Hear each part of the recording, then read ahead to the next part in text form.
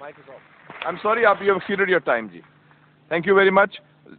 The last speaker for this discussion on national integration, Sayyid Adnan Kakakhail Sahib, seat number 93, Jamiatul Uloom Islamia, Banori Town, Karachi se ताल्लुक है इनका. Jamia उलूमुल Islamia Binori town Karachi. मेरे साथियों ने कल भी इस मौजू के ऊपर बहुत अच्छी बातें की. आज कोशिश करूंगा उन्हीं बातों की रोशनी में इसको बिल्कुल मुख्तसर अंदाज में पेश करूं. इसमें दो राय नहीं है कि हमारा सबसे बड़ा बहरान नज़रियाती यकजहती, फ़िक्री वहदत और इत्तेहाद व इत्तेफाक से महरूमी है. मगर सोचने की बात यह है कि ये महरूमी 58 साल गुजरने के बावजूद अभी तक क्यों है. उसकी वजह यह है कि वो जो बुनियादी प्लेटफॉर्म दिया गया था कि पाकिस्तान का मतलब क्या, ला इलाहा इल्लल्लाह, उस पर कन्फ्यूजन्स पैदा कर दी गई. एक सोचे समझे मंसूबे के तहत अभी तक पूछा जा रहा है कि पाकिस्तान क्यों बनाया गया था, कायद का विजन क्या था. क्या ये चीज़ें बहुत क्लियर नहीं हैं? और क्या इस सवाल का जवाब मैं या आप दे सकते हैं या वो नस्ल दे सकती है जिसने तख्लीक पाकिस्तान के खाके में अपने खून से रंग भरा था. ये उनकी रूहों के साथ मजाक है, ये उनकी रूहों के साथ मजाक है, ये उनकी कुर्बानियों का मजाक है कि जी आप तो कट मरे, हमें समझ ही ना आया कि आपका मसला क्या था. हमारा दूसरा बड़ा मसला अमन व अमान की दिगरगुन सूरत हाल है और बदकिस्मती से इसको बाज़ औक़ात कहा जाता है कि इस्लाम ज़िम्मेदार है. हालांकि कुरान का मुताला बताता है कि सबसे ज़्यादा इस्लाम अमन व अमान के ऊपर ज़ोर देता है. इब्राहीम अलैहिस्सलाम की दुआ तो ज़रा देखिए. मईशत की बात बाद में करते हैं, इकॉनमी की बात बाद में करते हैं, पहले अमन की बात करते हैं. फरमाते हैं रब्बि जअल हाज़ल बलद आमिना, इलाही मेरी इस बस्ती को अमन का गहवारा बना दे. फिर फरमाते हैं वर्ज़ुक़ अहलहू मिनस समरात, इसमें रहने वालों को इनकी मईशत भी ठीक कर दीजिए. और अल्लाह ताला भी जब अपने इनामात गिनवाते हैं तो फरमाते हैं इब्राहीम सलाम को कि वइज़ जअलनल बैत मसाबतन लिन्नासि व अमना, हमने आपको एक ऐसी जगह बसाया जिसको बार बार आने की जगह और अमन का गहवारा बनाया. ये तो बात बिल्कुल वाज़ेह है. मसला ये है हमारा अमन व अमान तबाह क्यों हुआ, हमारा नौजवान किस तरह दहशतगर्दों का आला बना और हम रोज़ बरोज़ लाकानूनियत की दलदल में क्यों धंसे जा रहे हैं.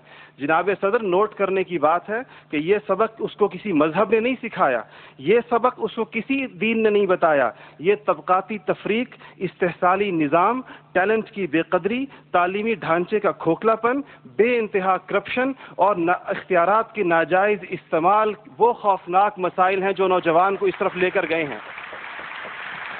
आप ये मसाइल हल कर दीजिए, आप ये मसाइल हल कर दीजिए, फिर देखिए ये नौजवान दहशतगर्द है या अमन पसंद है.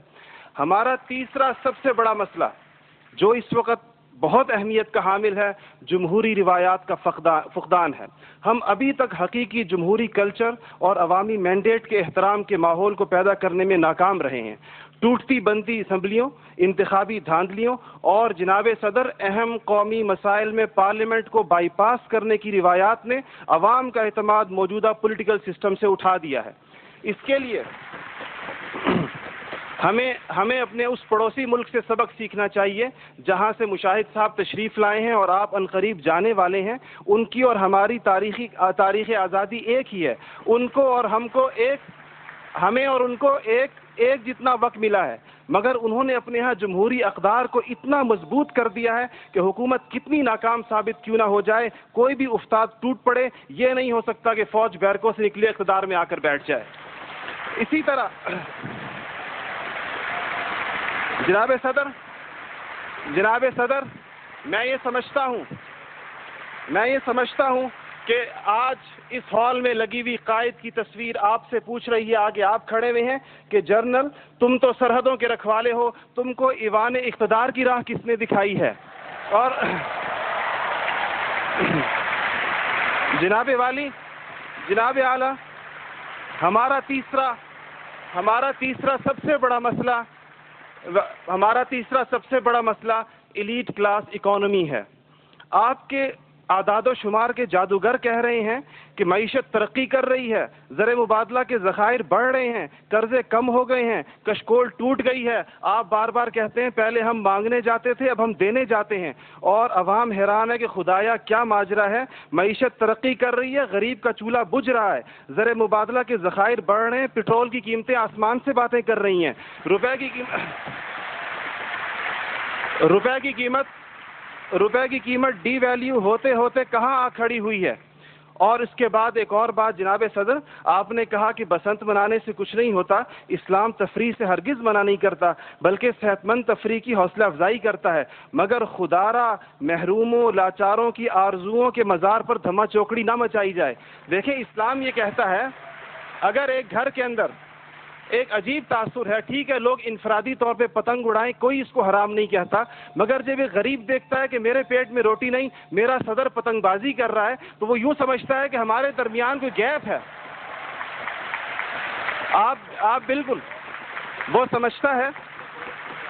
غریب کہتا ہے کہ میں, غریب دیکھتا ہے, غریب آپ کو اس کے احساسات کا بالکل اس طرح لگتا ہے ایک گھر کے اندر میت پڑی ہو اور آپ دوسرے گھر کے اندر ڈرم بجائیں کہ میں تو آزاد ہوں, غم تو تمہارا ہے میرا نہیں ہے.